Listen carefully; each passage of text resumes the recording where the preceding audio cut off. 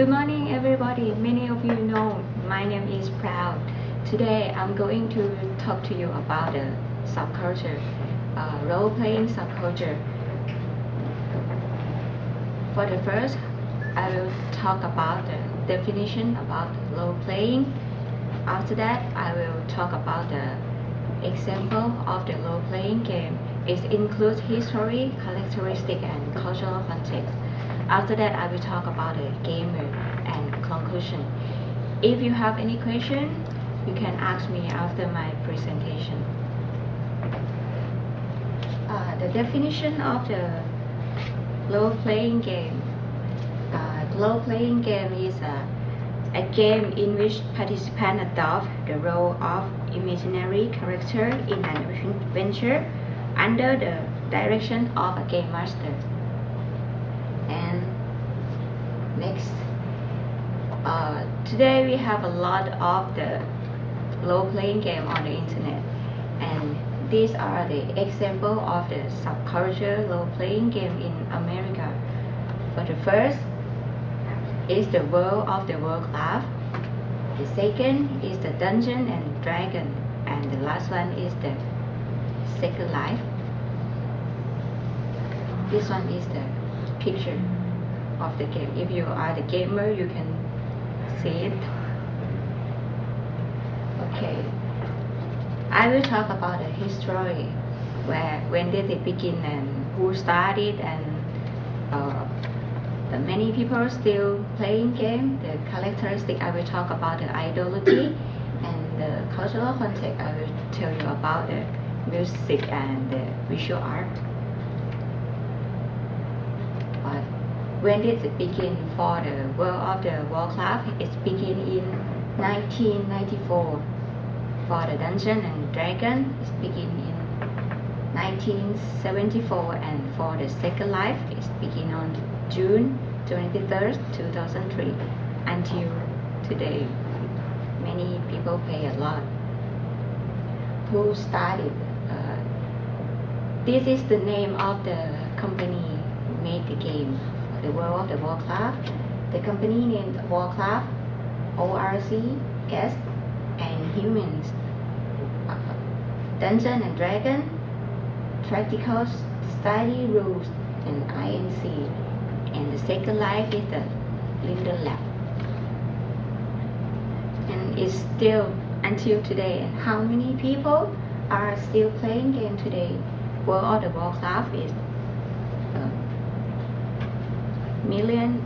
It's over 11 million people, and the Dungeon and Dragon about 8,000 people play game, and for the Second Life 1 million. Next is characteristic, is ideology. It's a game. We have the same ideology because the player or the resident want to interact with the avatar. It means the computer. You make your own character. You go to contact the avatar and you make your own character, and then you have to complete the task or the function that the game master designed, and you have to finish the game. This one is like a and fashion. The costume is like a fancy. For the World of the Warcraft, it's like a knife, and maybe it's monster or prince. Dungeon and Dragon, maybe you can be the mighty warrior. Maybe you can be like a mine, like a steel or the rock. And the Second Life is depend on the world. You can create your own character. This one is the your character. This one is for the World of the Warcraft and Dungeon and Dragon. Maybe you can do this one in the real world. And the Second Life, it depends on world. Up to you. And the cultural context. The music in the game is, if the game like a war, it's like a music, it's use the music like a heart beating, or you can use the like a classical music. And the visual arts is usually use the graphic and animation. And next I will show you about the animation and the sound. This one is from Second Life. It's visual arts is like animation, and the sound is depend on the world. This one that I said, the gamer have to interact with the avatar or the computer and make your own character.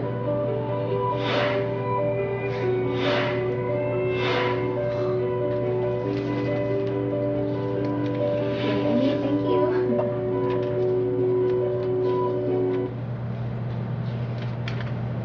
And next I will talk about the gamer. Why do they play game? As for me, I'm not a gamer. And why do they play game? For the gamer, they think they have a lot of free time.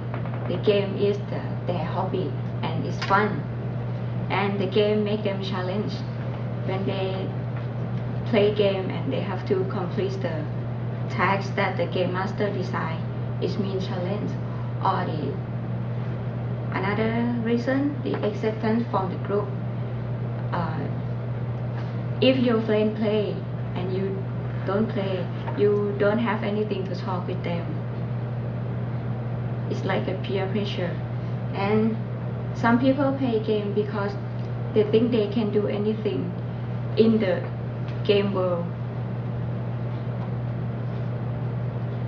And this one is the comparison between the gamer and non-gamer. The gamer think the game is the hobby, but for non-gamer they think it's waste time.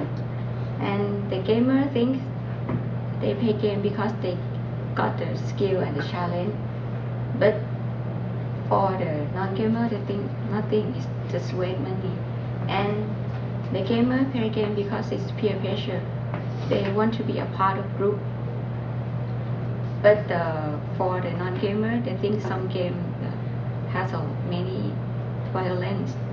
And the gamer think play game can fulfill their life. For example, they can make their own character like good looking, and they can like a date. In the daily life, maybe they shy, they cannot to get a date with somebody else, but in computer they can. But for the non-gamer, think if you play game a lot, it means maybe you got the unhealthy, just like your eye hurts or your back, something like that. And the non-gamer think maybe the company game got the benefits from the gamer. And the conclusion, the game have advantage and disadvantage, which depend on individual opinion. It's up to us how to manage our habit in order to avoid the victim of the gaming business. And this one is the results. If you want more information, you can go to this website and read it. Do you have any question? Sometimes people kill someone or buy expensive products because they played game. So do you think that gamer culture affects yappy or killing someone? For me, I think the game is produced for the gamer, and some gamer want to be the number one, and they want to play a lot of money, because if they play a lot of money, it means they got the like a weapon and item, and they can win.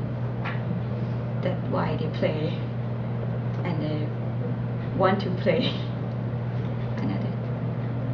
Thank you.